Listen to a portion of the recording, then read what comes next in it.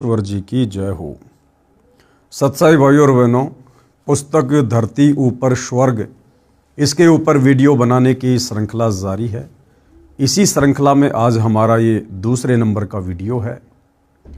भाइयों और बहनों, ये पुस्तक धरती ऊपर स्वर्ग, ये हमें अध्यात्म के साथ साथ सामाजिक जीवन में कैसे जीना है, कैसे रहना है, उसकी भी जानकारी देती है। तो पिछले वीडियो में आप जी ने एक सामाजिक परंपरा का बिगड़ा हुआ रूप, यानी शादी विवाह के अंदर दुनिया भर का खर्चा करना, दहेज लेना देना, बैंड बाजा डीजे बजाना, घोड़ी वगैरह करना, पंडित जी को बुलाना, दुनिया भर के पकवान बनवाना, दुनिया भर के लोगों को इकट्ठा करके बारात के रूप में लेकर जाना, गहने आभूषण वगैरह देना, कपड़े लत्ते वगैरह देना, और दुनिया भर का दिखावा झूठी शान शौकत के लिए बड़े बड़े टेंट हाउस लगाना, लाखों रुपये के मैरिज गार्डन बुक करना, साथ में कार और मोटरसाइकिल वगैरह देना। तो ये समाज का एक बिगड़ा हुआ रूप है। और ये जो शादी विवाह होता है सामाजिक परंपराओं के अनुसार, जो वर्तमान में दुनिया भर के पाखंड उसके अंदर समावेश हो चुके हैं, तो ये भाइयों और बहनों आम व्यक्ति को दुखी करने वाला है, परेशान करने वाला है। और इस प्रकार के शादी विवाह शास्त्रोक्त नहीं है, यानी शास्त्र विधि को त्याग कर मनमाने आचरण के अंतर्गत आता है।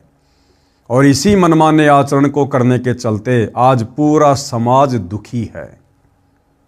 साथ में पिछले वीडियो में हमने ये भी पढ़ा कि हम ब्रह्मा विष्णु महेश को अपने पूर्वज मानते हैं, भगवान मानते हैं। और जिस समय ब्रह्मा विष्णु महेश की शादी हुई, उनकी माता दुर्गा जी ने समुद्र मंथन के समय अपने तीनों पुत्रों की शादी की, तो कितनी सिंपल तरीके से की। ना कोई भाती था, ना कोई बाराती था, ना कोई डीजे बजाने वाला था, ना किसी प्रकार का दिखावा था, ना कोई गहने आभूषण वगैरह की व्यवस्था थी, ना कोई खाने वाला था, ना कोई खिलाने वाला था। सिंपल तरीके से 3 लड़कियां दुर्गा ने अपनी ही वचन शक्ति से बनाई।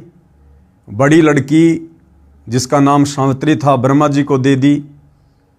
उससे छोटी लड़की लक्ष्मी जो श्री विष्णु जी को दे दी, और सबसे छोटी उमा वो श्री शंकर जी को दे दी। और कहा कि बेटा जाओ और अपना घर बसाओ।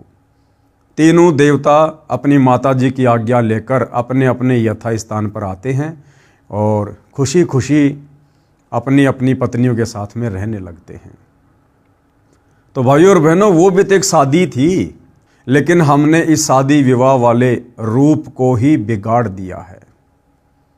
साथ में हमने ये भी पढ़ा कि सतगुरु रामपाल जी के भक्ति मार्ग में कैसे पुनः इस बिगड़े हुए शादी विवाह के रूप को संवारा जा रहा है, ठीक किया जा रहा है। और सतगुरु रामपाल जी के पंथ में उनके भक्तों के जो लड़का लड़की होते हैं, किस प्रकार से उनका शादी विवाह वाला संस्कार संपन्न किया जाता है। ना कोई दिखावा, ना कोई दहेज लेना ना देना। 1 रुपया बेटी अपने बाप के घर से नहीं लेकर जाती है। कोई गहने आभूषण नहीं, किसी भी प्रकार का सामान नहीं। और मात्र 17 मिनट में बिना किसी खर्चे के वो शादी विवाह संपन्न हो जाता है। आज के वीडियो में हम इसी विषय पर चर्चा करेंगे कि सतगुरु रामपाल जी परमेश्वर जी के सत भक्ति मार्ग में, उनके पंथ में जो ये शास्त्रोक्त विधि से शादी विवाह संपन्न हो रहा है, जिसको रमेनी कहते हैं, इसके फायदे क्या हैं और सामाजिक परंपराओं के अनुसार जो शादी विवाह किया जाता है उसके क्या नुकसान हैं। तो इस विषय पर आज हम चर्चा करेंगे। इस शास्त्रोक्त विवाह के लाभ, कौन सा शास्त्रोक्त विवाह? जो शास्त्रोक्त विवाह, शास्त्रों के अनुसार शादी विवाह सतगुरु रामपाल जी के पंथ में उनके भक्तों के यहाँ पर होती है उसके क्या लाभ हैं। बेटी अपने बाप भाइयों भाभियों पर बोझ नहीं बनती। सबसे बड़ा लाभ क्या है? वो बहन, वो बेटी जो सतगुरु रामपाल जी की अनुयायी है, उनकी शिष्या है, उनके पंथ से जुड़ी हुई है, वो अपने बाप पर, अपने भाइयों पर, अपनी भाभियों पर, यानी उस परिवार पर किसी भी प्रकार का बोझ नहीं बनती है।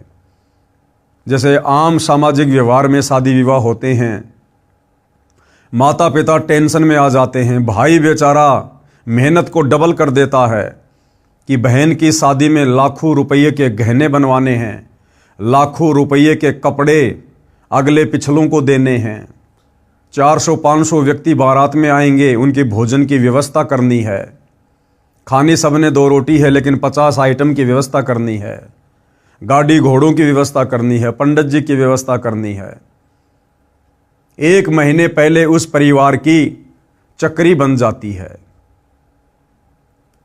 और वो परिवार कई लाखों रुपया उस शास्त्र विरुद्ध शादी विवाह के ऊपर खर्च कर देता है। अर्थात वो बहन, वो बेटी जिसकी शादी हो रही है, वो अपने परिवार पर एक प्रकार से बोझ डाल देती है। लेकिन सतगुरु रामपाल जी के भक्ति मार्ग में ऐसा बिल्कुल भी नहीं है। उस बहन, उस बेटी के माता पिता का, उसके भाई का 1 रुपया भी खर्च नहीं होता है और सिंपल तरीके से मात्र 17 मिनट में शादी विवाह संपन्न हो जाता है। जिस जोड़े में जो कपड़े पहनकर उस बहन ने, उस बेटी ने मात्र 17 मिनट में अपनी रमेणी यानी शादी संपन्न की होती है, उसी कपड़े में वो अपने ससुराल चली जाती है, अगले भगत के घर चली जाती है और मुश्किल से अपनी 2-4 जोड़ी कपड़े की जो वो पहना करती थी वही साथ में लेकर जाती है। इसके अलावा ना कोई सिलाई मशीन, ना कोई बेड, ना कोई कूलर, ना कोई एसी, ना कोई गाड़ी, ना दुनिया भर के कपड़े, ना गहने, कुछ नहीं। और इस प्रकार से वो बहन, वो बेटी अपने परिवार के ऊपर बोझ नहीं बनती है। तो सबसे बड़ा फायदा सतगुरु रामपाल जी के भक्ति मार्ग में शास्त्रोक्त विवाह का ये है।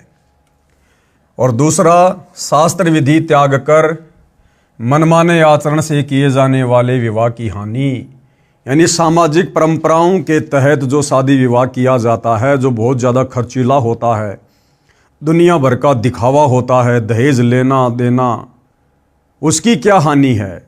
तो सबसे बड़ी हानि वो बेटी, वो बहन अपने परिवार पर, अपने माता पिता पर एक प्रकार से बोझ बन जाती है। बोझ, बेटी माता पिता के लिए बोझ बन जाती है जो स्वयं गलत रीति रिवाजों से बनाई गई है।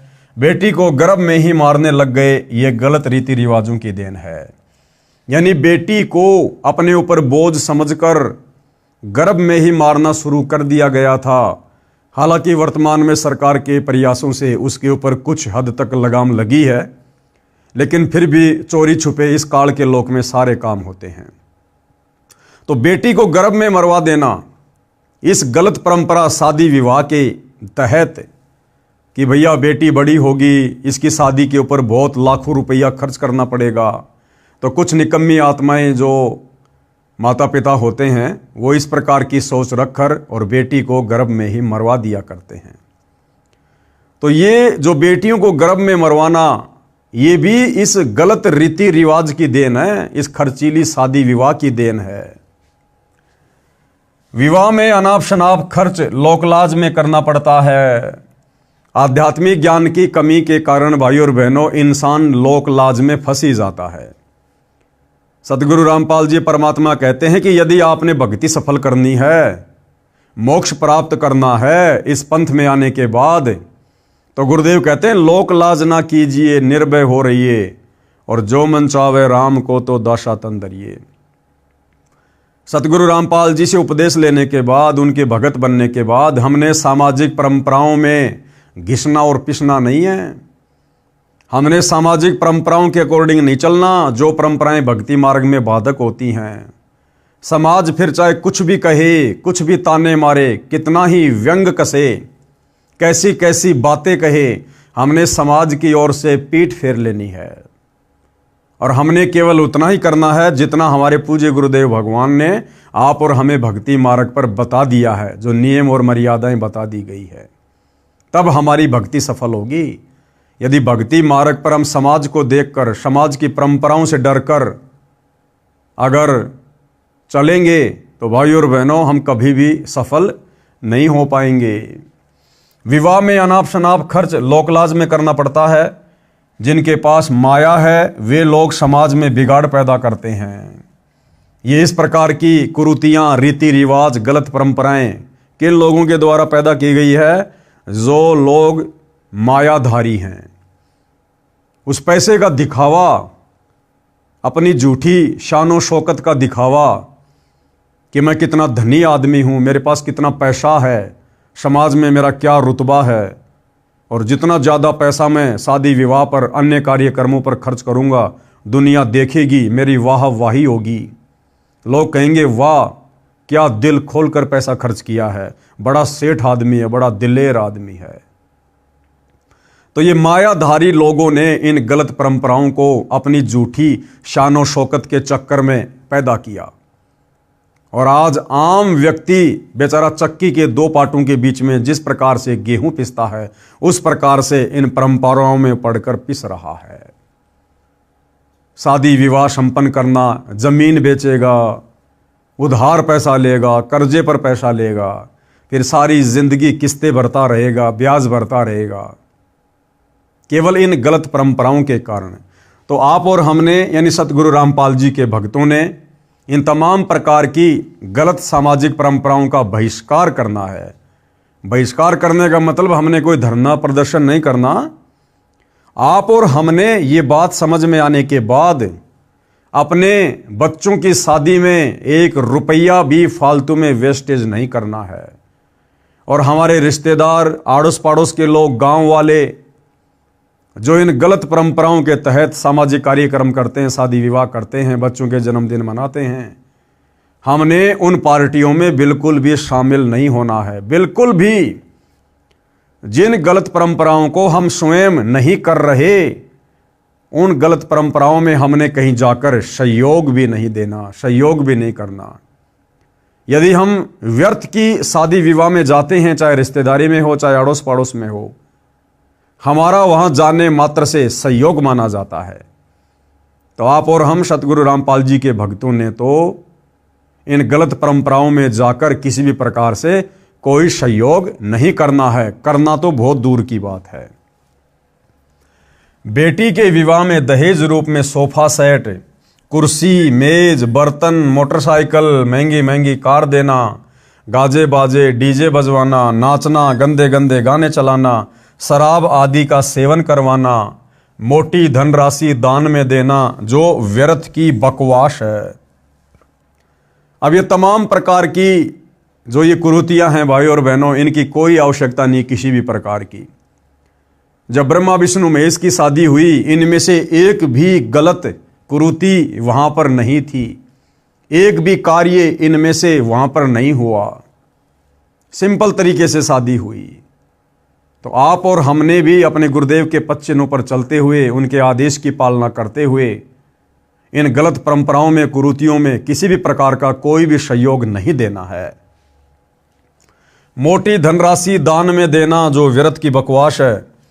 विवाह लड़का लड़की का होना है, जो उसमें नाचते गाते हैं, खुशी मनाते हैं, वे व्यर्थ के पापड़ बेलते हैं। उनको क्या मिलता है? अरे शादी लड़का लड़की की हो रही है और दुनिया भर के लोग जाकर शराब पीकर नाचते हैं, बकवाद करते हैं, भीड़ इकट्ठा कर रहे हैं। उनको क्या मिलेगा? अरे 2 टाइम की रोटी तो रोज अपने घर पर खाकर सोते हो।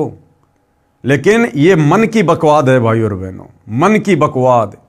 मन ने तो हमारे कर्म बिगड़वाने हैं, लेकिन अब पूज्य गुरुदेव भगवान की शरण में आने के बाद हमने मन को किसी भी प्रकार का मौका नहीं देना है, और समाज के बिगड़े हुए स्वरूप को हमने पुनः सुधारने में अपने गुरुदेव का सहयोग देना है।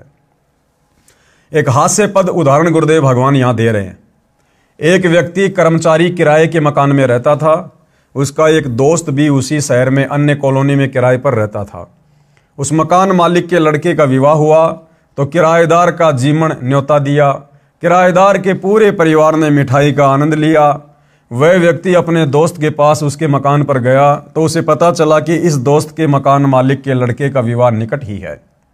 उसने अपने दोस्त से कहा कि यार, तेरे मकान मालिक के लड़के का विवाह है।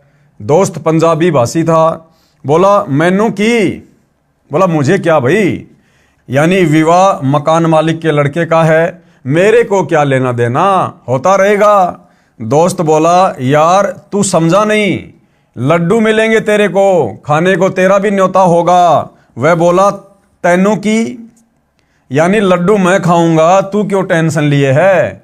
इसी प्रकार विवाह तो लड़के लड़की का होगा, यानी लड़के को पत्नी मिलेगी, घर बसेगा, और नाचने गाने डीजे पर कूदने वालों को क्या मिलेगा, और व्यर्थ में नोट वगैरह हवा में उड़ाने वालों को क्या मिलेगा, डीजे पर नाच नाच कर पसीना बहाने वालों को क्या मिलेगा।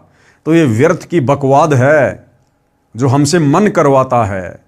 और भाइयों और बहनों, इस मन के ऊपर कंट्रोल, इन बकवादों के ऊपर कंट्रोल, जब तक हम सतगुरु रामपाल जी के सत्संग सुनना शुरू नहीं करेंगे और शास्त्र विधि के अनुसार हम सत भक्ति उनसे उपदेश लेकर शुरू नहीं करेंगे, तब तक इन तमाम प्रकार की बकवादों के ऊपर कंट्रोल नहीं हो सकता है। माया के मशकरों द्वारा समाज बिगाड़ दिया गया है। एक परंपरा पड़ चुकी है, कुर्सी, मेज, मोटरसाइकिल, अगली पिछलियों के कपड़े, बेटी को संतान होती है उसमें पीलिया रूपी दहेज, त्योहारों के समय सिंधारे, कोथड़ी, उल्टा सीधा सामान उठाए फिरते हैं। हमारे विवाह में ये कुछ भी नहीं होता। कौन से विवाह में? सतगुरु रामपाल जी के पंथ में, इस भक्ति मार्ग में सतगुरु रामपाल जी के भक्तों की जो बेटा या बेटियां होती हैं, उनके विवाह के समय ये इस प्रकार की बकवादें बिल्कुल भी नहीं होती हैं। एक भगत ने हमारे मिशन से जुड़ने से पहले एक लड़की का विवाह किया। उसने बताया कि हमारे पड़ोस में एक व्यक्ति ने बेटी का विवाह किया, उसमें सोफा सेट, बर्तन, मोटरसाइकिल, ढेर सारे कपड़े जो नुमाइश की तरह दिखाए गए थे, गाजे बाजे के साथ डीजे का धमाल मचाया गया। आसपास में चर्चा चली कि फलाना व्यक्ति ने सबसे ऊपर हाथ फेर दिया, यानी गांव में सबसे अधिक खर्च किया। मेरी लड़की भी जवान थी, मैं भी लड़का खोज रहा था। उस विवाह को देखने मेरी बेटी भी गई। उसने अपनी माता को बताया कि सुमन के डैडी ने कुर्सी, मेज, सोफा सेट, मोटरसाइकिल, बर्तन, इतने कपड़े आदि आदि दिए, सारा गांव सराहना कर रहा है। माँ, मेरे पापा के पास तो इतना कुछ करने को नहीं है, हम तो गरीब हैं। यूं कहकर बेटी रोने लगी, उठकर अलग कमरे में चली गई। अब भाइयों और बहनों, वो माता पिता क्या करेंगे अब अपनी बेटी का दिल रखने के लिए? जो बेटी उस शादी विवाह में गई, उसने सब कुछ देखा, आकर अपनी माँ को बताया। अब माता पिता की इतनी औकात नहीं जो उस व्यक्ति जैसी शादी कर दे, इतना धन नहीं, लेकिन बेटी के दिल को रखने के लिए उस माता पिता ने कहीं से कर्जा उठाना पड़ता है, जमीन बेचनी पड़ती है, गहने बेचने पड़ते हैं, और सारी जिंदगी वो पैसा चुकाते चुकाते बेचारा मर जाता है, लेकिन वो कर्जा नहीं चूकने में आता। कई देर रोई, मां ने समझाया कि बेटी किसी की रीस थोड़ी की जाती है, कि बेटी किसी की देखा देखी थोड़ी की जाती है। जिसके पास जैसा धन है, जिसकी जैसी वित्तीय स्थिति है, वो वैसा अपना खर्च कर रहा है। हमने किसी से कोई कंपटीशन नहीं करना। बेटी की माता ने मेरे को बताया कि बेटी सुमन का विवाह देखकर आई थी, ऐसे ऐसे बोली और रोने लग गई। मेरी आंखें भर आई, सारी रात नींद नहीं आई। विचार किया कि बेटी की आत्मा नहीं दुखने दूंगा, कुछ तो करूंगा। लड़की का रिश्ता पक्का हो गया। मैंने अपना 1.25 एकड़ खेत बेचा। उन मायाधारी मशकरों के द्वारा जो बकवाद समाज में झूठी शानो शौकत के चक्कर में शुरू की गई है, वो खर्चीली शादियां, आम व्यक्ति बेचारा किस प्रकार से पिस रहा है। मैंने अपना 1.25 एकड़ खेत बेचा, लोक लाज का निर्वाह करते हुए सोफा सेट, कुर्सी, मेज, मोटरसाइकिल, ढेर सारे कपड़े लाया। बेटी खुश हुई, विदा कर दी। लड़का बहन को लेने गया तो बताया उस बेटी की 3 जेठानी थी, साझा परिवार था उनका। वे मेरी बेटी वाले सोफा कुर्सी सब एक कमरे में ऊपर नीचे भरे थे। कहीं ठीक से रखने का स्थान भी नहीं था, कबाड़ इकट्ठा कर रखा था। नाम दीक्षा लेने के बाद 2 बेटियों का विवाह किया। अब उसने क्या बताया कि मैंने तो अपनी बेटी का दिल रखने के लिए जमीन बेचकर इतना सारा सब कुछ सामान दिया, लेकिन जब मेरा लड़का अपनी बहन के ससुराल गया तो उसने देखा पहले से उनके घर में इतना सामान भरा हुआ है कि हमने हमारी बेटी को जो सामान दिया था उस सामान को रखने की जगह भी नहीं थी। यानी व्यर्थ में उस व्यक्ति ने दहेज रूप में कबाड़ा इकट्ठा किया घर पे, कबाड़ा इकट्ठा, वो भी लोकलाज के चक्कर में कि अगर मैं अपने बेटे की शादी में दहेज नहीं लूंगा, सामान नहीं लूंगा तो मेरे रिश्तेदार क्या कहेंगे, मेरे गांव वाले क्या कहेंगे, गरीब घर से लड़की लाया है, इतनी भी औकात नहीं थी, थोड़ा बहुत सामान भी नहीं दे पाया अपनी बेटी को। इस चक्कर में उस व्यक्ति ने भी कबाड़ इकट्ठा कर लिया और इधर से बेटी के बाप ने लोकलाज में आकर यदि मैं अपनी बेटी को थोड़ा बहुत कुछ नहीं दूंगा इसकी आत्मा दुखी होगी, समाज के लोग क्या कहेंगे, गांव के लोग क्या कहेंगे, कि इससे अच्छा तो जमीन बेच देता, कहीं से उधार ले लेता, बेटी को थोड़ा बहुत तो सामान देता। तो भाइयों और बहनों, जब तक हमें आध्यात्मिक ज्ञान नहीं होगा हम इसी प्रकार चक्की के 2 पाटों के बीच में इस लोकलाज में पिसते रहेंगे। और जब उस व्यक्ति ने नाम उपदेश ले लिया सतगुरु रामपाल जी से, उसके बाद फिर उसने अपने अन्य बच्चों की शादियां की। वो किस प्रकार से की? नाम दीक्षा लेने के बाद 2 बेटियों का विवाह किया, 1 पैसा भी खर्च नहीं हुआ, दोनों बेटी सुखी हैं। यदि पहले यह ज्ञान होता तो क्यों जमीन बेचता? जिसके पास जमीन बेचने को नहीं है वह मनमाना आचरण करके किए जा रहे विवाह क्रम में किसी से ब्याज पर रुपया लेता है। यानी जिसके पास बेचने को जमीन नहीं है वो क्या करेगा? वो किसी साहूकार से ब्याज पर रुपया लेगा, फिर कर्जे के बोझ तले दबा रहता है।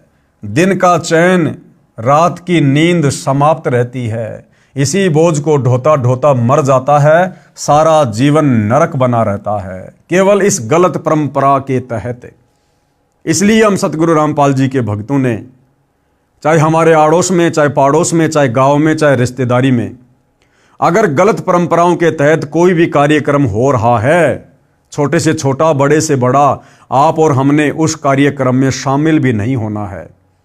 वो चाहे नाराज रहे चाहे खुश रहे, हमने उसकी नाराजगी को, उसकी खुशी को नहीं देखना, हमने अपने गुरुदेव भगवान के वचन को देखना है। और जो बीड़ा इस बिगड़े हुए समाज को सुधारने का हमारे गुरुदेव ने उठाया है, हमने हर संभव उसमें सहयोग करना है। फिर आगे गुरुदेव क्या बता रहे हैं? एक सत्य वार्ता। एक आर्मी मैन से दास की ज्ञान चर्चा हुई जो हमारे भगत का रिश्तेदार था। उसके आग्रह से मेरे पास आया था। वह फौज से रिटायर होकर पुलिस में हवलदार लगा था, सरकारी नौकरी थी। जब ज्ञान चर्चा होती है तो हम विवाह पर भी चर्चा अवश्य करते हैं। भगत ने जो उसे लाया था बताया कि इस हवलदार जी ने अभी 1 महीना पहले बड़ी बेटी का विवाह किया है, 21 लाख रुपए लगाए हैं। उसके 3 बच्चे बताए, बड़ी लड़की जिसका विवाह अभी किया था, बीच में बेटा और छोटी बेटी। दास ने कहा कि जो कुछ फौज से लाए थे वह तो प्रथम विवाह में लगा दिया, जो 20 वर्ष की कमाई थी, कि भैया फौज से रिटायरमेंट होकर आया, 18-20 लाख रुपए लाया, वो तो तूने अपनी बड़ी लड़की की शादी में खर्च कर दिए। फिर बाकी बच्चों की शादी वो कैसे की? वो भी तो उसी प्रकार से की होगी आपने, उससे आपने कम तो दहेज नहीं दिया होगा, तो उस दहेज के लिए पैसा कहां से लाए? अब आपकी 50 वर्ष के आसपास उम्र है, छोटी बेटी के लिए इतने रुपए कहां से लाओगे? वह हवलदार बोला कि फौज वालों से काम नहीं चला, कर्जा भी लेना पड़ा। मैंने उससे पूछा कि इतना खर्च करना ठीक नहीं, देखकर अपनी हैसियत के अनुसार खर्च करना चाहिए। वह बोला कि लड़का यानी दामाद बैंक में नौकरी करता है, बेटी भी अच्छी पढ़ी लिखी है, बेटी तो सदा सुखी रहेगी, हमारी तो देखी जाएगी। यानी हम तो गधे बने रहेंगे, कोई टेंशन नहीं, बस हमारे बेटा बेटी सुखी रहें। मैंने कहा कि बेटी के कर्म में सुख है तो मिलेगा, और दुख है तो पैसे से सुख नहीं खरीदा जा सकता। क्या कह रहे हैं गुरुदेव? अगर उस बेटी के भाग्य में सुख है तो उसे मिलेगा ही मिलेगा, चाहे बाप किसी भी प्रकार से शादी करे, किसी भी परिवार में शादी करे।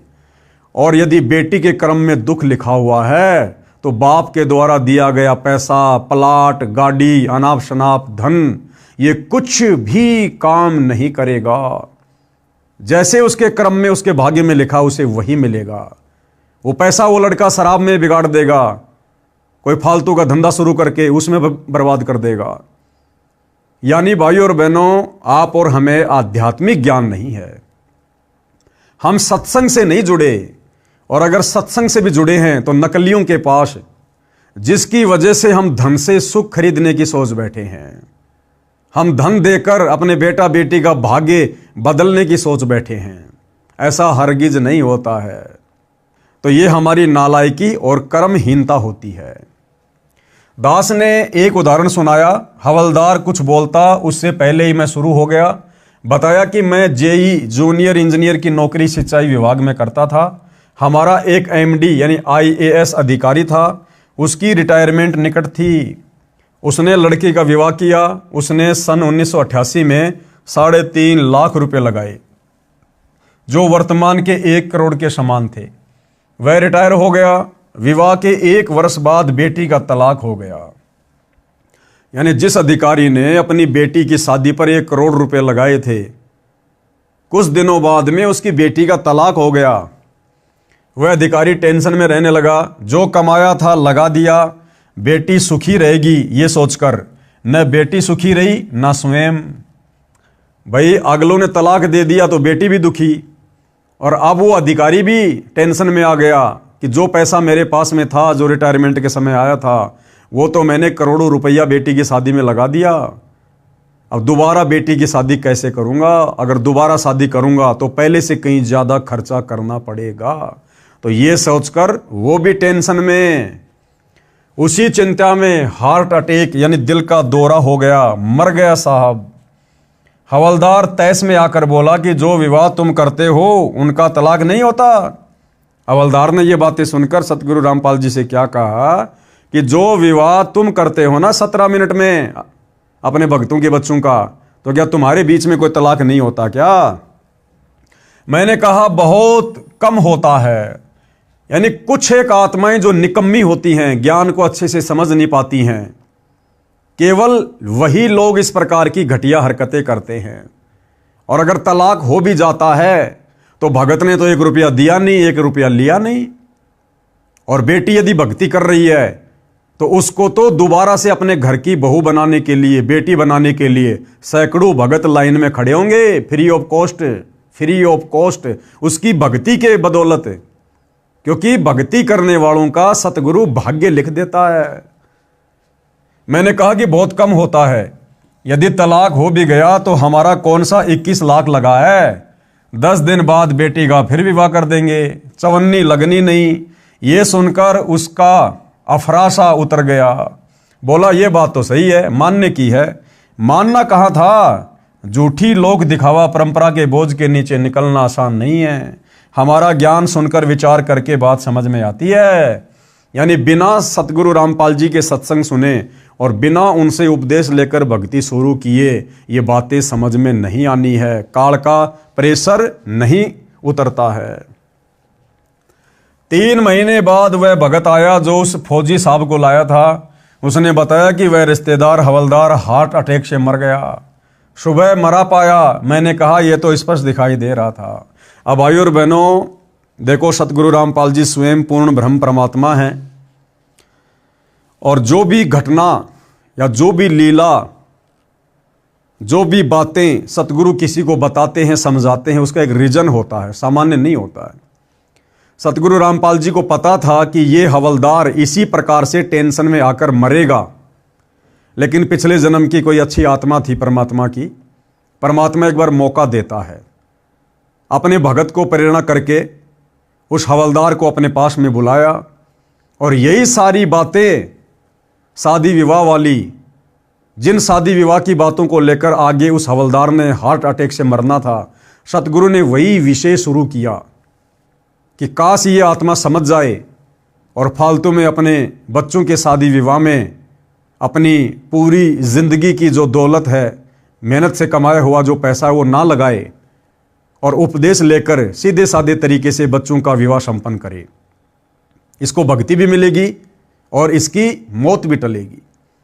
लेकिन भाइयों और बहनों, 1% आत्माओं को छोड़कर 99% आत्माएं अपना भाग्य नहीं बदलवाती हैं और अंत में उस हवलदार के साथ वही हुआ। ठीक इसी प्रकार एक बार पूज्य गुरुदेव भगवान ने सत्संग में बताया कि मैं एक बार घर के पशुओं का जो खाना होता है, जो बिनोले होते हैं, खल होती है, वो लेने के लिए मार्केट में गया। 1-2 बोरी लेकर एक रिक्शा किया, रिक्शे में डाल दी और मैं रिक्शे वाले के साथ में उसी रिक्शा में बैठकर अपने घर को आने लगा। रास्ते में मैंने उसे समझाया कि भाई कल वहाँ सत्संग है, आप कल सत्संग में आना, थोड़ा बहुत समय परमात्मा की चर्चा के लिए भी निकालो। ये रोजी रोटी के लिए धंधा करते करते तो हमारे पूर्वज चले गए, क्या मिला उनको? सारी जिंदगी हम भी इसी प्रकार से लगे रहेंगे और एक दिन ऐसे समाप्त हो जाएंगे। मनुष्य जन्म हमें भक्ति के लिए मिला है, परमात्मा की चर्चा के लिए मिला है। तो कल सत्संग है, आप जी सत्संग में ज़रूर आना। और गुरुदेव ने उसको एड्रेस भी दिया। लेकिन भाइयों और बहनों, उस व्यक्ति ने कहा कि महाराज जी, सत्संग में कुछ भी लेना देना नहीं है, ये तो फालतू की बकवादे हैं। जो लोग फ्री हैं, ठाले बैठे हैं ना, ये तो उन लोगों के काम है, कमाएंगे नहीं तो परिवार कैसे चलेगा। यानी उस रिक्शे वाले ने गुरुदेव की बातों का विरोध किया। फिर आगे गुरुदेव भगवान ने कहा कि भाई गाड़ी रोक दे, क्योंकि वहां से गुरुदेव ने अपना स्कूटर लेना था। तो गुरुदेव ने कहा कि आप जाओ, मैंने आपको एड्रेस दे दिया है, आप जाकर घर पर ये सामान उतार दो। गुरुदेव अपना स्कूटर लेकर दूसरे रास्ते निकल पड़े। अब क्या होता है भाइयों और बहनों, वो व्यक्ति जो रिक्शा में वो सामान लेकर जा रहा था, वो गलती से दूसरी गली में चला गया। वो गली सकड़ी थी और रिक्शा का एक पहिया, एक टायर उस नाली में नीचे उतर गया, जिसके चलते रिक्शा का बैलेंस बिगड़ गया और वो पलटी खा गई। पलटी खाते ही वो जो बोरी थी पशु के आहार की, वो उस रिक्शा वाले के पैर के ऊपर आ गिरी और गिरते ही पैर टूट गया। चिल्लाया, आसपास के लोगों ने देखा, उसको निकाला, कहा भाई कहाँ जा रहे थे, क्या हुआ? फिर उसने बताया कि ऐसे ऐसे जा रहा था, गलत रास्ते में आ गया। तो उन लोगों ने फिर गुरुदेव भगवान को सूचित किया। गुरुदेव भगवान आए, उसको लेकर गए, उसके पैर पर पलस्तर करवाया, उसके बाद उसको घर पर छोड़ दिया। विचार करने की बात है भाइयों और बहनों। गुरुदेव भगवान को पता था कि इस व्यक्ति के साथ में कुछ ही देर बाद में अनहोनी घटना घटेगी, जो इसके भाग्य में है, इसके संस्कार में है। लेकिन वो संस्कार गुरुदेव भगवान उसका टालना चाहते थे, काटना चाहते थे। इसलिए गुरुदेव ने उसको सत्संग का जिक्र किया, लेकिन उस व्यक्ति ने उल्टा विरोध कर दिया, जिस कारण से भाइयों और बहनों उसका वो संस्कार नहीं टल पाया।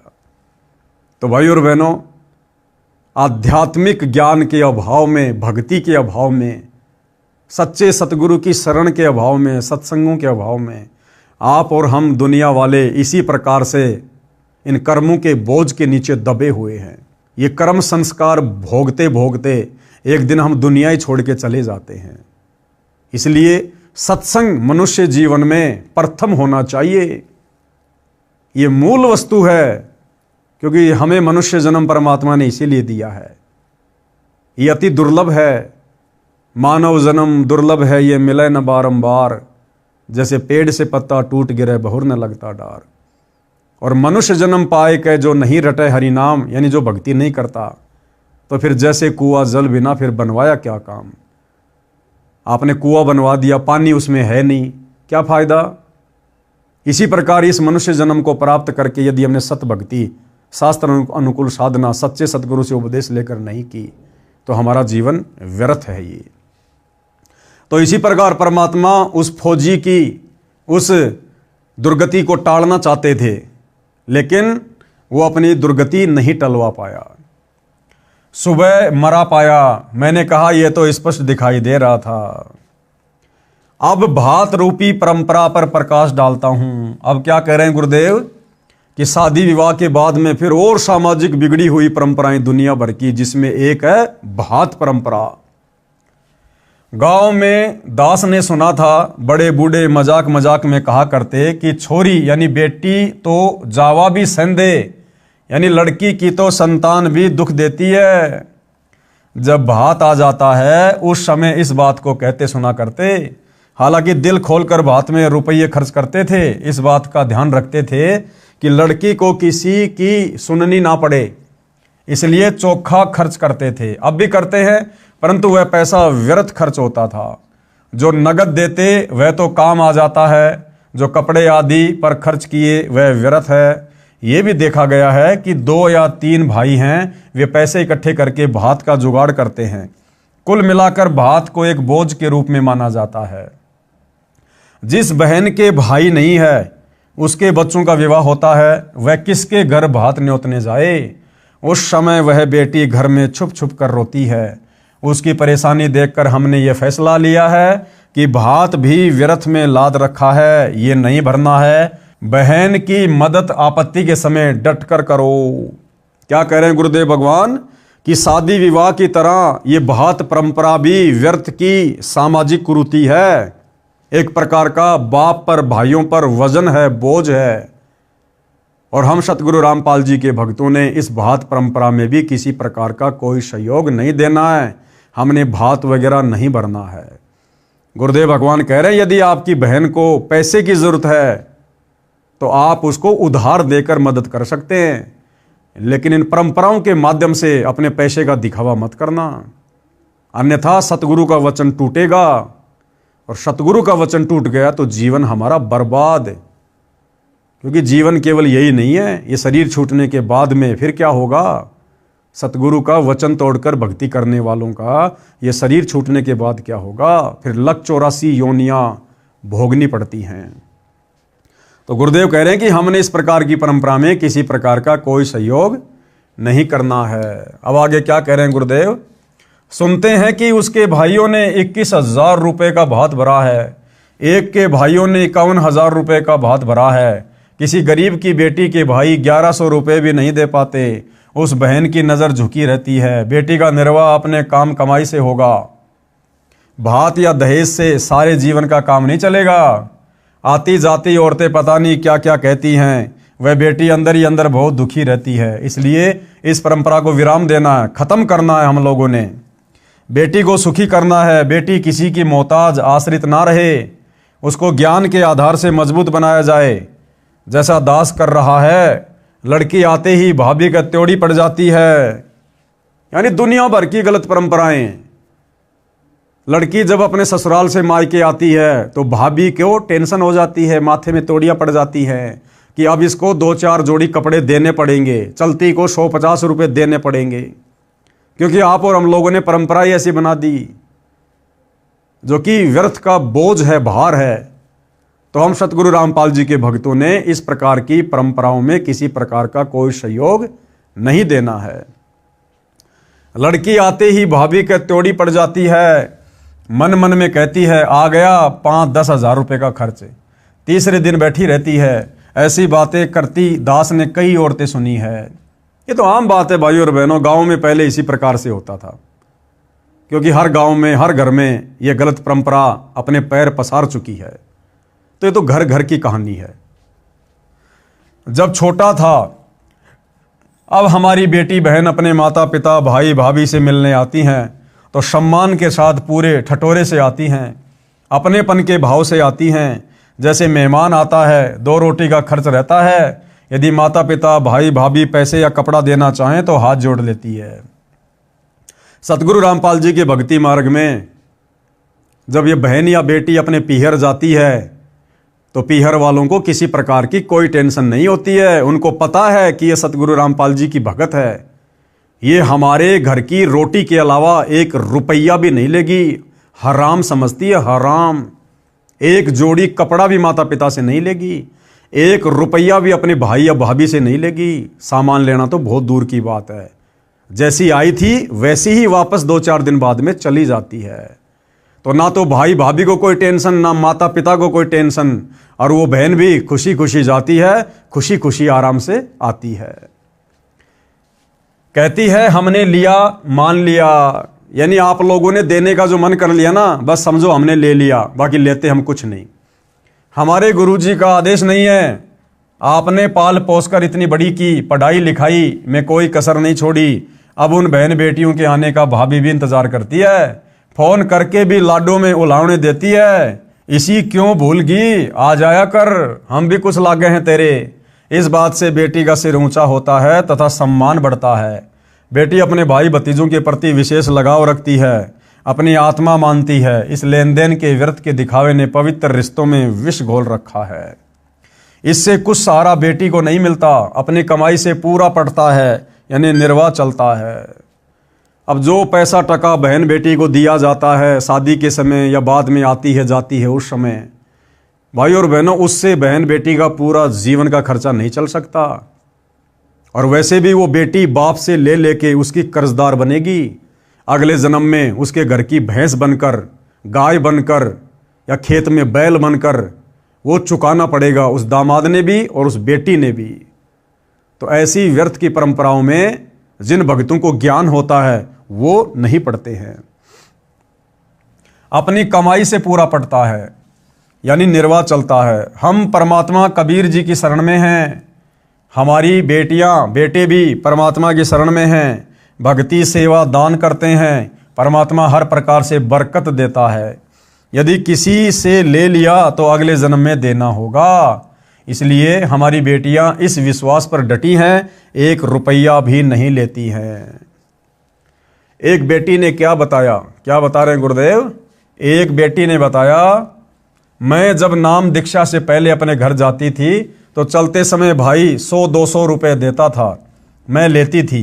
भाभी का स्वभाव अच्छा नहीं था, वह बाद में भाई के साथ झगड़ा किया करती थी। मेरी माता जी बताती थी, परंतु लालच नहीं छूटता था। पैसे लेती थी, सोचती थी कि जलती रहेगी जलने वाली। सब भाभी एक जैसी नहीं होती, कई तो अपनी नंदों को माँ से भी अधिक प्यार देती है, वे अच्छे खानदान की बेटी हैं। मेरी ननद आती थी, मेरा पति भी बहन को रुपये देता था, दुख तो मुझे भी होता था। कह देती थी कि हाथ बोझ कर काम किया करो, इतना इतना रुपया दिया करें, घर भी तो देखना चाहिए। जब से नाम दीक्षा ली है, काल का जाल ठीक से समझ लिया, अब इस नरक को नहीं ढोएंगे, यानी व्यर्थ का लेना देना बिल्कुल भी नहीं करेंगे। ना अपनी ननद को देंगे और ना पीहर से आते समय किसी से, यानी अपनी भाभी से कोई 1 रुपया लेंगे। नाम दीक्षा के बाद जब मैं अपनी माँ के घर गई और चलने लगी तो भाई 500 रुपये का नोट देने लगा। मैंने हाथ भी नहीं किया। पहले भाई नोट निकालता था, तुरंत लेकर छुपा लेती, कहीं भाभी ना देख ले, भाई के जी ने शाका करे। जब मैंने कहा भाई ना बहुत ले लिया, अब नहीं लेना है, भाई ने सोचा पैसा कम मानकर बहन नाराज हो गई। भाई की आंखों में आंसू आ गए, बोला बहन तेरा भाई गरीब है इसलिए थोड़े रुपए दे रहा है, ले ले, कभी भगवान करेगा तो अपनी बहन को घने घने दूंगा।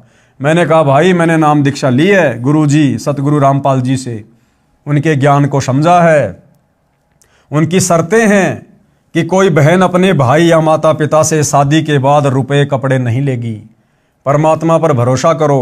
एक बहन ने सत्संग में बताया कि मैं घर गई तो चलते समय मेरी माँ ने 5000 रुपये मेरी जेब में डाले और बता दिया इतने रुपए हैं। मैं लालच में आ गई, ले आई। तीसरे दिन भैंस का बच्चा काटड़ा मर गया, यानी सतगुरु की मर्यादा टूट गई। और मर्यादा टूटी तो तुरंत काल का अटैक हो गया और माता से जो 5000 रुपये लेकर आई थी उससे डबल नुकसान घर में हो गया। भैंस 12 किलो दूध देती थी, 1,22,000 रुपये की लाए थे, दूध देना बंद कर दिया, उसको 50,000 रुपये में बेचना पड़ा। मेरे दिमाग में तुरंत गलती याद आ गई। अपनी गलती बताकर गुरुजी के आदेश से नाम शुद्ध करवाया। उसके बाद मायके के रुपये कपड़ा लेना विष के समान समझ लिया और घनी हानि हो गई। भाई का नुकसान किया, चोरी का भाव बना और भाव खराब हुआ। उस बहन की बात मुझे खटक रही थी, इसलिए अपने भाई से 1 भी रुपया नहीं लिया।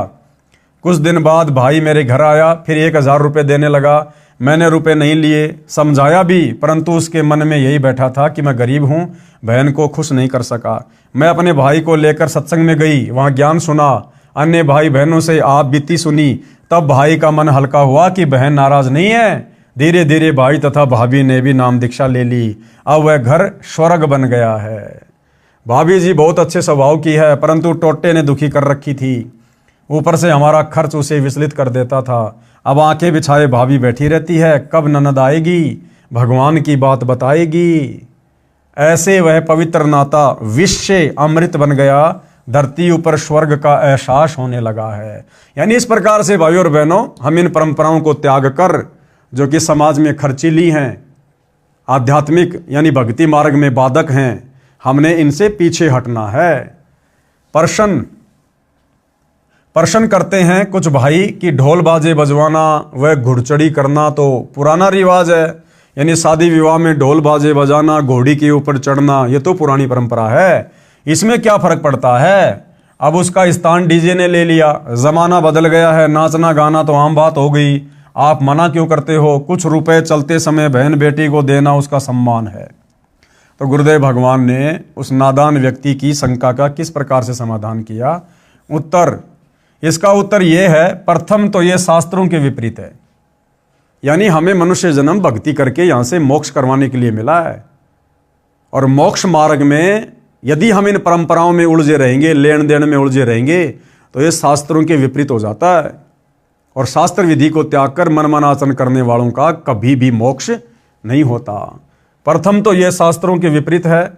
विवाह घुड़चढ़ी से या डीजे से नहीं होता, लड़के लड़की का होता है। गली में नाचना कूदना, बाप बेटी, माँ चाची ताई बुआ भाई चाचे ताऊ सब बेशरम होकर नाचते हैं। ये कौन सी सभ्यता है। ये नहीं करना है। ये कंजरों वैश्यों का काम होता था। जो कंजर होते थे इस प्रकार से नाचना गाना करके मांग मांग के खाया करते थे। और वेश्याएं जो चंद पैसों के लिए अपनी इज्जत को बेचकर इस प्रकार के कार्य किया करती थी, मुजरा किया करती थी, पैसे वालों को खुश किया करती थी। तो गुरुदेव कहते हैं ये इस प्रकार से नाचना गाना सरेआम विवाह में, शादियों में, अन्य इन कार्यक्रमों में, परमात्मा कहते ये तो कंजरों का, वैश्यों का काम होता था, जो आज घर घर में, गांव गांव में शुरू हो गया है। ये कंजरों वैश्यों का काम होता था। अब सामान्य समाज भी इसी गंदगी में धंस गया है। इस लोक में न जाने कब क्या घटना घट जाए। इसलिए हम परमात्मा से डरकर सब बकवास छोड़कर परमात्मा के संविधान में चलते हुए अपनी सब क्रिया करते हैं। यानी हम सतगुरु रामपाल जी के भगत, ये ज्ञान होने के बाद, भगवान से डरकर उनके संविधान का, विधान का ज्ञान होने के बाद अपनी भक्ति को सफल करने के लिए तमाम प्रकार की बकवादों से पीछे हटकर और सीधे साधे तरीके से गुरु वचन में रहते हुए चलते हैं। सुनो एक दुखद घटना। क्या कह रहे हैं गुरुदेव भगवान कि तुम्हें एक घटना सुनाता हूं। एक दिन समाचार पत्रों में छपा कि एक बारात जा रही थी। जिस कार में दूल्हा बैठा था वह दुर्घटनाग्रस्त हो गई। दूल्हा तथा दूल्हे का जीजा जो उसी कार में बैठा था घटना स्थल पर ही दम तोड़ गए। पहले दिन सारा परिवार गली में नाच रहा था, डीजे बजाया जा रहा था। वे सब फोटो भी समाचार पत्र में छपे थे। दुर्घटना के बाद उसी घर में रोने धोने की हाहाकार मची थी। अब बताओ भाई और बहनों, आध्यात्मिक ज्ञानहीनता, ना समझी, सत्संग का भाव। पहले दिन सब नाच रहे थे, गा रहे थे, डीजे पर शराब पी रहे थे, खुशी मना रहे थे। अगले दिन लड़का शादी के लिए चला, जिस गाड़ी में दूल्हा था, और दूल्हे की गाड़ी में तो उसके खास रिश्तेदार यार दोस्त ही होते हैं, उसका जीजा भी था, और वो गाड़ी दुर्घटनाग्रस्त हो गई, एक्सीडेंट हो गई। दूल्हा भी मर गया, जीजा भी मर गया, 2-4 और मर गए। अब भाई और बहनों, जिस घर में एक दिन पहले डीजे पर नाचा जा रहा था, खुशी मनाई जा रही थी, अब उस परिवार में हाहाकार मच गया, मातम मनाया जा रहा है। सिर के बाल उखाड़ उखाड़ कर परिवार वाले रो रहे हैं। क्यों? आध्यात्मिक ज्ञानहीनता के कारण। शास्त्र विधि को त्याग कर मनमाने तरीके से सामाजिक संस्कार करने के चलते। इसलिए भाई और बहनों, हमने इन बकवादों में बिल्कुल भी पैर नहीं फंसाना है। दुर्घटना के बाद उसी घर में रोने धोने की हाहाकार मची थी। माता बहन सिर के बाल फाड़ फाड़ कर रो रही थी। पिता भाई चाची ताई सब रो रहे थे, टक्कर मार रहे थे। अब बज गया डीजे। यदि परमात्मा से डरकर इंसान चले, राम को राम समझे, तो बचाव होता है। इसलिए मैं अकर्तव्य कर्म करने की आज्ञा नहीं देता। क्या कह रहे हैं गुरुदेव? इसलिए मैं अपने भक्तों को अकर्तव्य कर्म करने की आज्ञा नहीं देता। अकर्तव्य कर्म क्या? जो कर्म भक्ति मार्ग में नहीं करने चाहिए।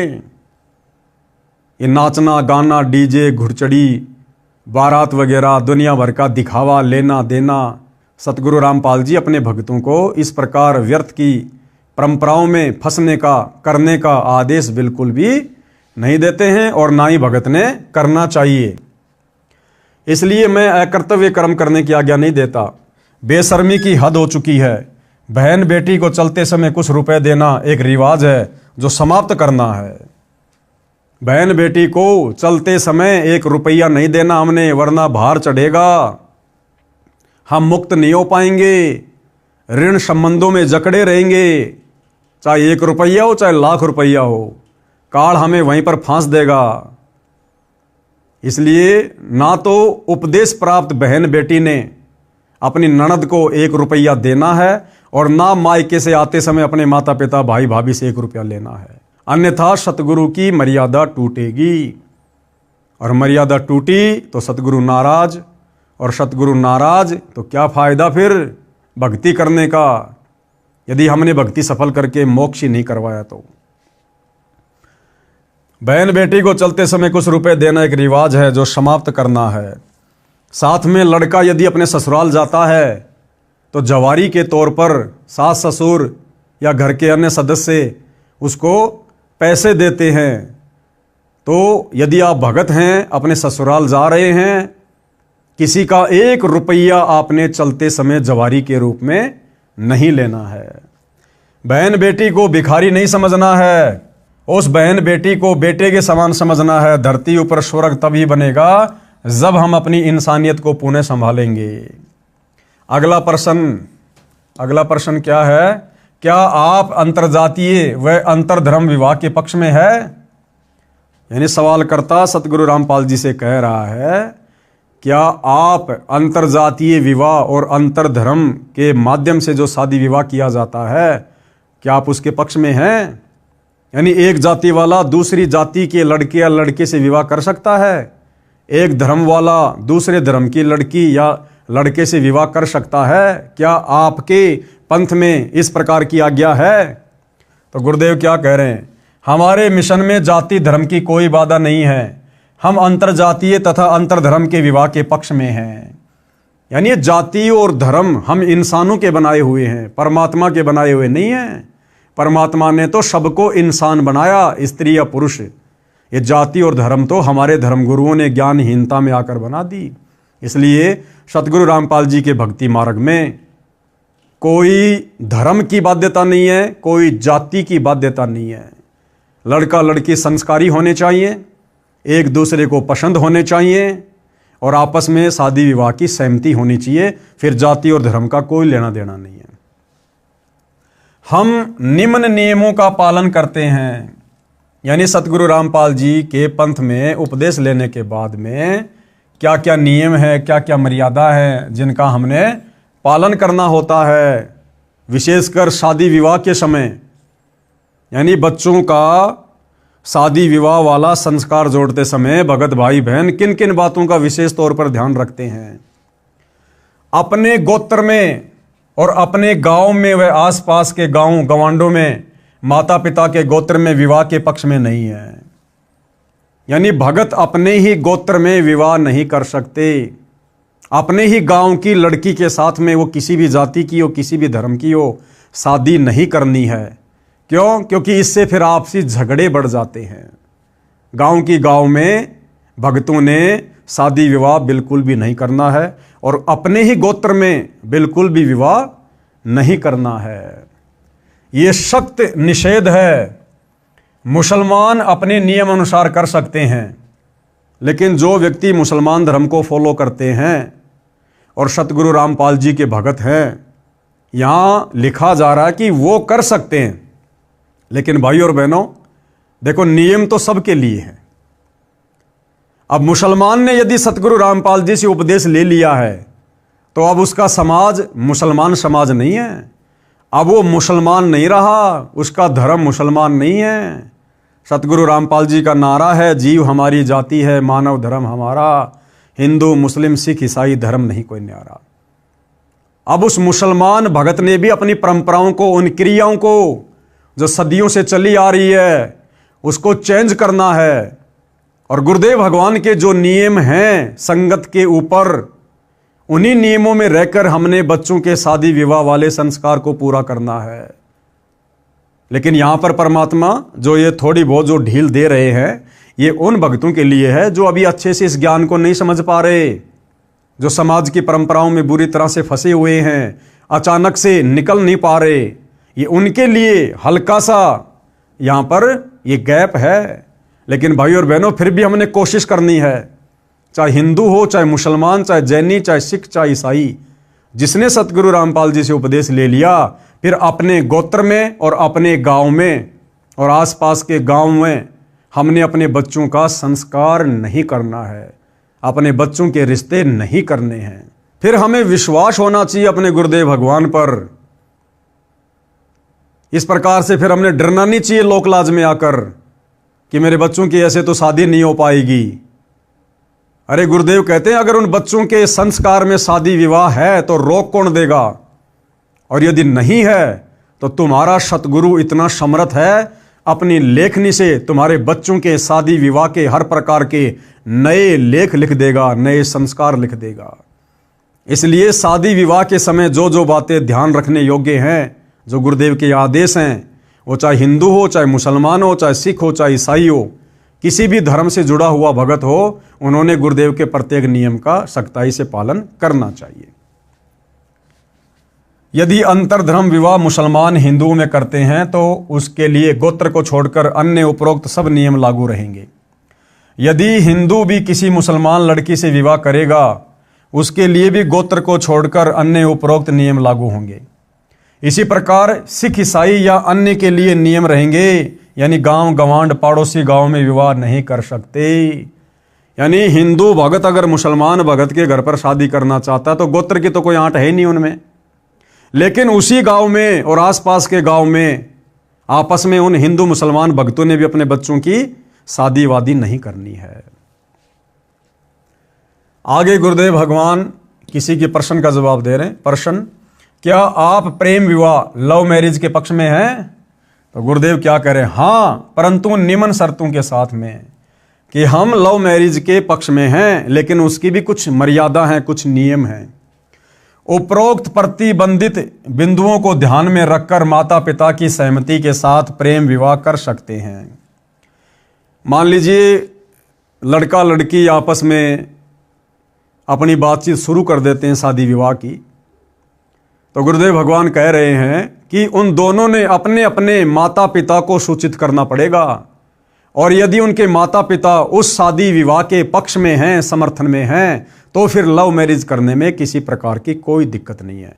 लेकिन भाई और बहनों, सतगुरु रामपाल जी से उपदेश लेने के बाद जो भाई बहन अनमैरिड हैं, उन्होंने इस प्रकार की गलती नहीं करनी चाहिए। ये लव मैरिज अपनी तरफ से रिश्ते बनाना, ये नहीं करना चाहिए, इससे बचना चाहिए। जो हमारे संस्कार में परमात्मा ने लिखा हुआ है, वो यदि हमारे माता पिता के माध्यम से, हमारे भगत भाई बहनों के माध्यम से यदि संस्कार पूरा होता है तो वो सबके हित में होता है। इसलिए सतगुरु रामपाल जी के पंथ से जुड़े युवा लड़कों ने, युवा लड़कियों ने इस बात का विशेष तौर पर ध्यान रखना चाहिए। अपनी मर्जी से उन्होंने इस प्रकार से रिश्ते नहीं जोड़ने चाहिए। ये भी एक प्रकार से मर्यादा खंडित करने में आता है, मर्यादा खंडित करने में। आगे सवाल किया है, आप सब त्योहार मनाने से रोकते हो, त्योहार तो खुशी का प्रतीक माना जाता है, इसमें क्या दोष है? तो गुरुदेव भगवान क्या जवाब दे रहे हैं? त्योहार का अर्थ है किसी विशेष दिन को जो अपने धर्म की गरिमा से जुड़ा होता है, उस दिन कुछ अलग से खाना पीना करना, उस घटना की चर्चा करना। जिस उपलक्ष्य में त्योहार मनाया जाता है, सब त्योहार किसी धार्मिक कथा से संबंध रखते हैं। उदाहरण के लिए दीपावली यानी दिवाली का त्योहार, इस दिन की गरिमा है कि इस दिन भगवान श्री रामचंद्र जी अपनी पत्नी सीता के साथ 14 वर्ष का वनवास काटकर रावण को मारकर सीता को उसकी कैद से छुटवाकर अयोध्या लौटे थे। उस खुशी में दिवाली का त्योहार मनाया जाता है। घर में कई कई दीपक जलाए जाते हैं। प्रारंभ में गाय या भैंस के घी के दीपक जलाए जाते थे, फिर सरसों के तेल के दीपक लगाए जाने लगे, फिर मोमबत्ती ने स्थान ले लिया, अब बिजली के छोटे छोटे बल्ब दीपक के स्थान पर लगाए जाते हैं। एक दिन ये सब कर दिया, फिर न सीता याद आती है न श्री राम। क्या आपको याद है, क्या कह रहे हैं गुरुदेव भगवान, क्या आपको याद है जो तुम दीपावली मना रहे हो और जिस धार्मिक कथा यानी त्रेता युग में रामचंद्र जी से संबंधित जो कथा है उसके आधार से जो तुम दिवाली मना रहे हो, क्या तुम्हें और भी कुछ बातों का पता है? सीता जी को 2 साल के बाद एक धोबी के व्यंग के कारण घर से निकाल दिया गया था। उस समय वह गर्भवती थी। ऋषि वाल्मीकि के आश्रम में आजीवन कष्ट सहा। 2 पुत्र साथ में थे, एक का नाम लव, दूसरे का नाम कुश, जो ऋषि के आशीर्वाद से कुशा से बना था। कुशा यानी दूब, घास का तिनका, जो ऋषि वाल्मीकि जी ने अपनी वचन शक्ति से बनाया था। कुछ था, विचार किया जाए, जिसकी पत्नी को निकाल दिया गया हो, बच्चों का वह पत्नी का पता नहीं कैसे कष्ट का जीवन जी रहे होंगे, क्या वह व्यक्ति चाहे राजा भी क्यों ना हो सुखी रहेगा? शौपन में भी सुखी नहीं रह सकता। शर्म के मारे बोलता नहीं है। राजा रामचंद्र जी ने अश्वमेघ यज्ञ करना था, परंपरावश घोड़ा छोड़ा गया। उस पर लिखा था कि जिसको अयोध्या के राजा रामचंद्र की पराधीनता स्वीकार नहीं है वह घोड़ा पकड़ ले और युद्ध के लिए तैयार रहे। उस समय लव तथा कुश जवान थे। दोनों ने ऋषि वाल्मीकि से धनुर्विद्या सीखी थी। जब उन्होंने घोड़े के गले में लटक रही चिट्ठी पैम्पलेट पढ़ी, घोड़ा पकड़ लिया और धनुष श्री रामचंद्र जी की ओर तान दिया। युद्ध शुरू हुआ। श्री रामचंद्र जी उन बालकों को पराजित नहीं कर सके, उल्टा बालक श्री रामचंद्र जी की जान लेने वाले थे। सीता जी की दृष्टि पड़ी, दौड़कर बच्चों के पास गई, बताया ये तुम्हारे पिता हैं। रामचंद्र जी ने भी सीता को पहचान लिया। उसको गले लगाने के लिए निकट गए तो सीता ने पीठ फेर ली और धरती में समा गई। श्री रामचंद्र जी सीता जी के वियोग में दुखी तो पहले से ही था, परंतु आशा थी कि कभी मिल पाएगी। जब आशा टूट गई तो श्री रामचंद्र जी का धैर्य जवाब दे गया। वहां से लौटा और अयोध्या के साथ बह रही सरयू दरिया में जल समाधि ले ली, अर्थात डूब कर मर गया।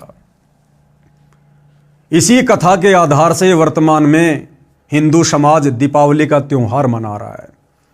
लेकिन गुरुदेव कह रहे हैं कि नादानों, क्या तुम्हें उसके बाद की कथा भी याद है?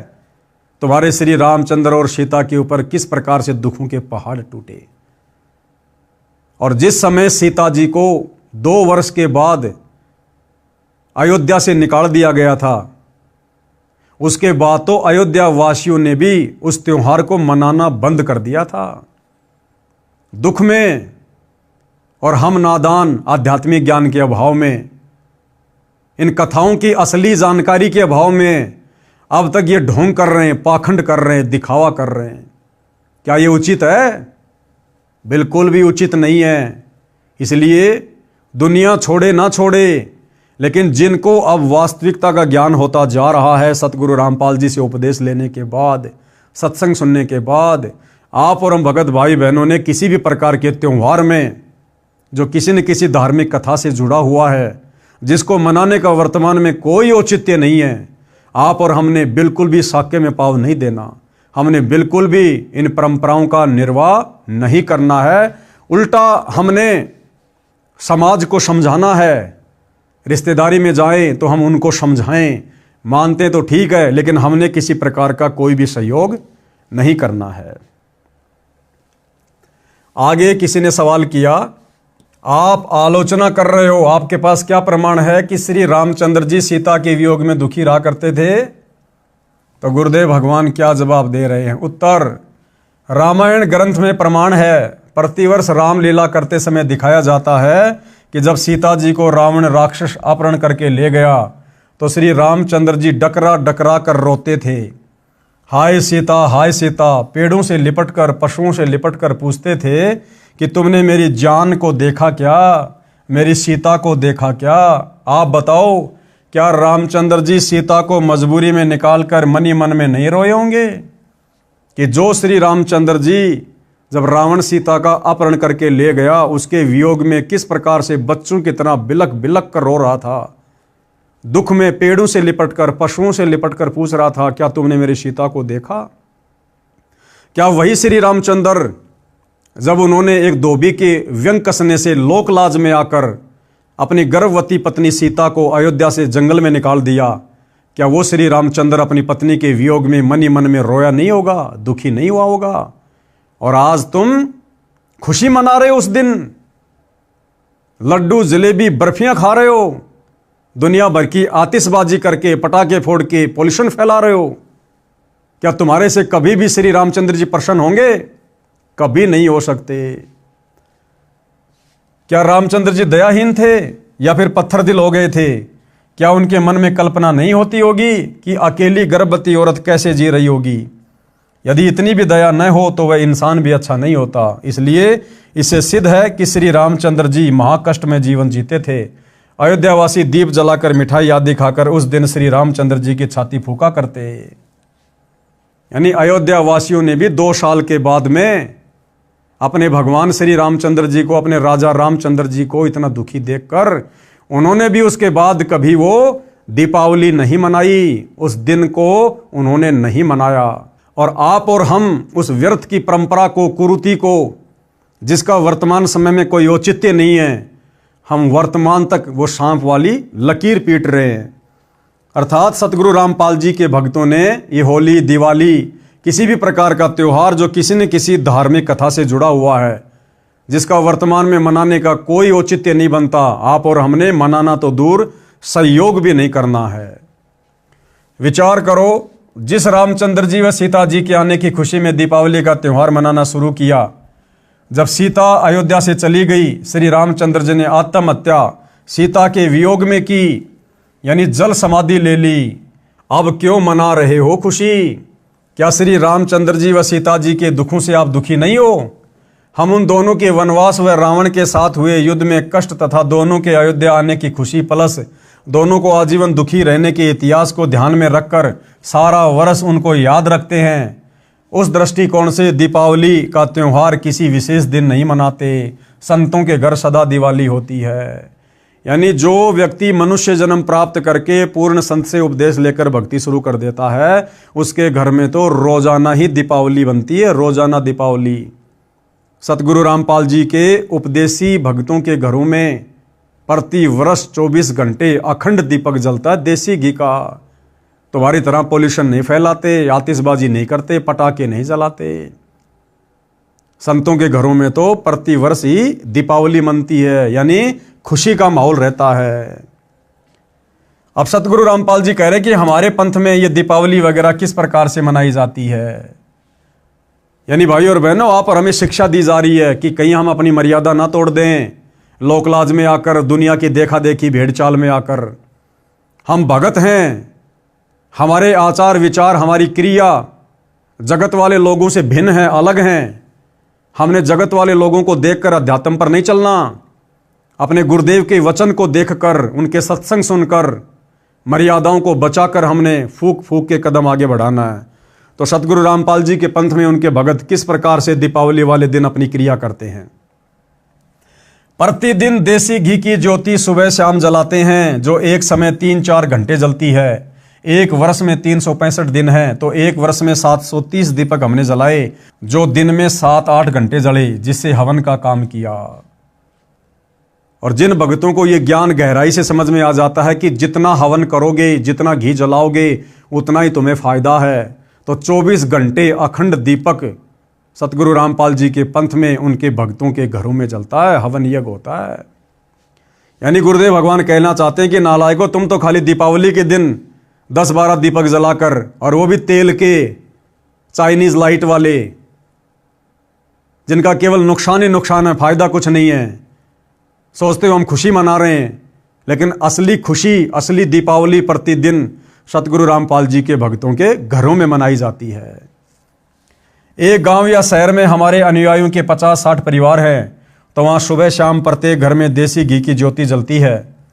हवन होता है जो वातावरण को शुद्ध करता है। शराब, हुक्का, बीड़ी आदि का सेवन नहीं करते, इससे प्रदूषण से बचाव रहता है। हवन के समय वेद मंत्र भी बोले जाते हैं। हम सूक्ष्म वेद के मंत्र यानी वाणी सुबह शाम नित्य नियम संध्या आरती के रूप में पढ़ते हैं, बोलते हैं, फोन में चलाकर सुनते हैं। यदि हलवा या खीर खाने की इच्छा होती है तो किसी भी दिन बनाकर खा लेते हैं। हमारे लिए खुशी मनाने का स्पेशल दिन कोई त्यौहार नहीं होता है। संतों का तो हर दिन त्यौहार होता है। यदि हमने हलवा खीर आदि बनाकर खानी है, किसी भी दिन बनाकर खा सकते हैं अपने गुरुदेव भगवान को भोग लगाकर। और अब तो सतगुरु रामपाल जी की वास्तविक परमात्मा वाली स्थिति भक्तों को समझ में आने के बाद साध संगति से जुड़े हुए उनके सत्सेवक बच्चे प्रतिदिन सुबह और शाम 2 समय भंडारे के साथ में हलवा बनाकर अपने गुरुदेव भगवान को विधि विधान अनुसार भोग लगाते हैं। और रोजाना हमारे घरों में दिवाली मनती है। और रोजाना हम एक दिन की नकली दिवाली नहीं बनाते। जगत के लोग उस दिन या अन्य होली आदि के त्यौहार पर बम फोड़ते हैं, पटाखे छोड़ते हैं, प्रदूषण फैलता है। कई बच्चों की आंखें खराब हो जाती है, कईयों के हाथ खराब हो जाते हैं, कई स्थानों पर आग लग जाती है। ये सब हम नहीं करते। यानी आप और हमारे लिए गुरुदेव का आदेश है कि हमने इस प्रकार की बकवाद बिल्कुल भी नहीं करनी। ये सब हम नहीं करते। सख्त हिदायत है। हम राम को दिन रात याद करते हैं। किस राम को? आदि राम को, त्रेता युग वाले राम को नहीं। कहते राम राम सब जगत बखाने, आदि राम कोई बिरला जाने। श्री रामचंद्र जी को तो पूरी दुनिया राम कहती है, लेकिन उनके तो शरीर का नाम राम था। हम तो आदि राम, जिसने रामचंद्र जी को भी पैदा किया, उस आदि राम कबीर भगवान का सतनाम जपते हैं, उनका सच्चा नाम जपते हैं। उसको कहते हैं असली राम का नाम। हम राम को दिन रात याद करते हैं। एक दिन की तो बात छोड़ो, होली धुलंडी के ऊपर जो उद्मस उतारा जाता है, उसका उस त्योहार से क्या लेना देना है? टोटल बकवाद काल के द्वारा करवाई जा रही है। अब होली का त्यौहार ये क्यों मनाया जाता है? 99% हिंदू समाज को नहीं पता कि होली क्या है, होली का त्यौहार क्यों मनाया जाता है, मनाया जाना चाहिए या नहीं। भगत प्रहलाद की रक्षा परमात्मा ने की। नरसिंह रूप धारण करके कबीर परमात्मा ने त्रेता युग में भगत प्रहलाद की रक्षा की। भगत प्रहलाद के पिता हिरण्यकशिपु ने चिता की तरह लकड़ियों का ऊंचा ढेर लगवाकर प्रहलाद भगत को जिंदा जलाने की योजना बनाई। होलिका नामक पापिनी, जो प्रहलाद भगत की सगी बुआ थी, हिरण्यकशिपु के आदेश से अपने ऊपर अग्निरोधक चद्दर ओढ़कर, अग्निरोधक चद्दर जो उसको श्री ब्रह्मा जी से प्राप्त हुई थी वरदान के तहत, उस अग्निरोधक चद्दर ओढ़कर भतीजे प्रहलाद को विश्वास में लेकर कहा कि देख बेटा, मैं भी तो आग में बैठी हूं, कुछ नहीं होगा। गोडों में भगत प्रहलाद को बिठा लिया और अग्नि जला दी गई। परमात्मा ने आंधी चला दी। वह अग्नि रक्षक चद्दर होलिका से उतरकर प्रहलाद भगत पर उड़ा दी। आग भड़क उठी, होलिका जल मरी। प्रहलाद सुरक्षित परमात्मा ने रखा। इस खुशी का प्रतीक है होली का त्योहार। और आम सांसारिक लोग क्या करते हैं? इस कथा का ज्ञान ना होने के कारण आम सांसारिक लोग होली के दिन क्या करते हैं? जगत क्या करता है? इस दिन लट्ठम लट्ठा, दारू पीकर लड़ाई झगड़े, एक दूसरे में रंग वगैरह फेंकना, कीचड़ वगैरह फेंकना, अभद्र हरकतें करना। औरतें कोड़े पुरुषों को मारती है, पुरुष हट जा करके बचाव करते रहते हैं।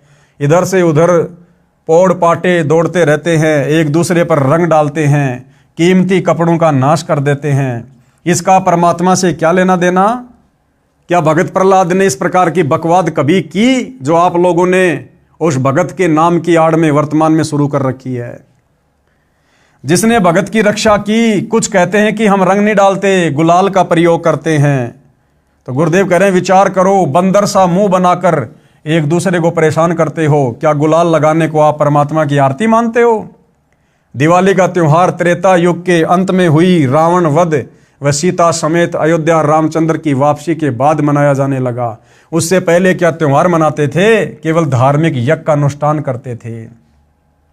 दूसरी बात, श्री रामचंद्र जी के अयोध्या से रावण को मारकर सीता को लाने के बाद जो ये दीपावली वाली परंपरा चली है, क्या उससे पहले के व्यक्ति, त्रेता युग पूरा बीत गया था, सतयुग के व्यक्ति क्या कभी इस प्रकार का त्यौहार मनाया करते थे? वे केवल वैदिक विधि अनुसार सत भक्ति किया करते थे, हवन किया करते थे, इस प्रकार की बकवादें नहीं किया करते थे। अतः वर्तमान में भी इस प्रकार की बकवादों का कोई औचित्य नहीं है। ये बकवादें हम तब तक कर रहे जब तक हम सच्चे सतगुरु रामपाल जी की शरण में नहीं हैं। जब तक हमें उनके प्रवचन सुनने को नहीं मिलेंगे, सत्संग सुनने को नहीं मिलेंगे, तब तक ही हम इस प्रकार की बकवादें कर रहे हैं। हम सतगुरु रामपाल जी के भगत इस प्रकार के किसी भी पाखंड में, आडंबर में अपना समय और पैसा बर्बाद नहीं करते हैं, क्योंकि हमें उनके सत्संगों से सब कुछ समझ में आ गया है। होली का त्योहार सतयुग के अंत में प्रहलाद भगत की रक्षा परमात्मा द्वारा नरसिंह रूप में की जाने के बाद प्रारंभ हुई। उस समय सतयुग लगभग 16 लाख वर्ष बीत चुका था। उससे पहले तो यह त्योहार नहीं मनाया जाता था, केवल धार्मिक यज्ञ शास्त्रों के अनुसार किए जाते थे, जैसे हम करते हैं। हमारा उद्देश्य है कि सारा जहान शास्त्रोक्त विधि से सामाजिक व धार्मिक कर्म करे, ताकि कलयुग में सतयुग जैसा माहौल बने और सब सुखी रहें। कहने का मतलब है जितने भी त्योहार हैं, व्यर्थ की सामाजिक परंपराएं हैं, ये सिवाय बकवाद के कुछ भी नहीं हैं। और यदि हम लोग भगत होने के बावजूद इस प्रकार की बकवादें करते हैं तो हमारी मर्यादा टूटेगी, सतगुरु का वचन टूटेगा और हम कभी भी भक्ति मार्ग पर सफलता प्राप्त नहीं कर सकते। इसलिए जब तक आम सामाजिक लोगों को जागरूकता नहीं है, इस बात की जानकारी नहीं है, वो तो इस प्रकार की बकवादें कर सकते हैं, लेकिन भक्तों ने भक्ति लेने के बाद, उपदेश लेने के बाद इस प्रकार की बकवादों से कोसों दूर रहना है। अब गुरुदेव क्या कह रहे हैं कि हम क्या करते हैं? हम क्या करते हैं? हम प्रतिदिन परमात्मा का शुक्र कई कई बार करते हैं। तीनों समय की आरती के समय परमात्मा का धन्यवाद करते हैं, उनका शुक्र मनाते हैं कि हे परमेश्वर, आपने हमें कैसे इन तमाम प्रकार की बकवादों से बाहर निकालकर सत भक्ति प्रदान कर दी। अन्यथा हम भी आज इन्हीं बकवादों में उलझे रहते, अपने मनुष्य जीवन को बर्बाद करते रहते। एक दिन ड्रामा नहीं करते, शास्त्रों अनुसार धर्म कर्म करते हैं और धर्म यज्ञ करते हैं। अजब गजब बात। कौन सी अजब गजब बात है? एक भगत बना, उसने बताया कि हम चाचा ताऊ के 11 भाई बहन हैं, सब शादीशुदा हैं, हमें 11 वर्ष हो चुके हैं, कोई त्योहार नहीं मनाया। कारण वर्ष में एक मौत इतनी निकट हो जाती है कि त्योहार नहीं मना पाते। यानी जब भी कोई त्योहार आता है, उस भगत ने कहा कि उससे पहले हमारी निकटतम रिश्तेदारी में जो खासम खास होते हैं, उनमें किसी न किसी की मृत्यु हो जाती थी, जिस कारण से 11 वर्ष हो गए हमने अभी तक कोई त्योहार नहीं मनाया। विचार करें, जिनके मृत्यु हो जाती है वे रोते हैं, गांव के लोग मस्ती मनाते रहते हैं, फिर उनकी बारी आती है, वे मुंह लटका कर रोते रहते हैं, अन्य त्योहार का ड्रामा कर रहे होते हैं।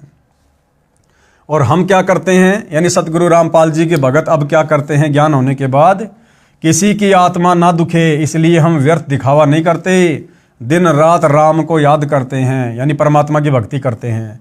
हम धार्मिक अनुष्ठानों को त्योहार रूप में मनाते हैं, वहाँ कोई गाना बजाना नहीं करते, केवल सत्संग करके, पाठ करके परमात्मा का गुणगान करते हैं, धर्म यज्ञ करते हैं। उस समय हलवा, खीर, लड्डू, जलेबी आदि बनाते खाते हैं, ऐसे त्योहार मनाते हैं। तो सतगुरु रामपाल जी के भक्ति मार्ग में उनके भक्तों के द्वारा किस प्रकार से त्योहार मनाए जाते हैं, क्या उसकी विधि है, क्या उसकी प्रोसीजर है, ये सारी बातें आज आपको इस वीडियो के माध्यम से सुनने और जानने को मिली। तो भाइयों और बहनों, इसी प्रकार से हम ये जानकारियाँ प्राप्त करते रहेंगे। यदि जानकारियाँ होंगी तो हम मर्यादा तोड़ने से बचे रहेंगे, मर्यादा टूटने से बचेंगी तो हमारी भक्ति सफल होगी, और भक्ति सफल होगी हमारे गुरुदेव भगवान प्रसन्न होंगे, और गुरुदेव भगवान प्रसन्न तो हमारा सतलोक का टिकट पक्का। इस गंदे लोक से, जन्म मरण से, लक 84 योनियों की कष्ट से छुटकारा पक्का। तो आप और हमने धीरे धीरे इस भक्ति मार्ग पर अपने गुरुदेव भगवान के प्रत्येक वचन को दृढ़ता के साथ फॉलो करते हुए आगे बढ़ना है। हमने दुनिया को नहीं देखना है, संसार क्या कर रहा है, क्या संसार की मर्यादा है, हमने उस तरफ बिल्कुल भी ध्यान नहीं देना है। जितना गुरुदेव भगवान ने बता दिया, समझा दिया, आदेश दे दिया, हमने उस आदेश में रहकर अपनी भक्ति को सफल करना है। तो भाइयों और बहनों, आज के वीडियो में गुरुदेव के आशीर्वाद से केवल इतना ही। कल फिर परमात्मा की सेवा में हाजिर होंगे। तब तक गुरुदेव भगवान हम सबको आज्ञा दे, आशीर्वाद दे, सद्बुद्धि दे। बंदी छोड़ सतगुरु रामपाल जी भगवान की जय हो।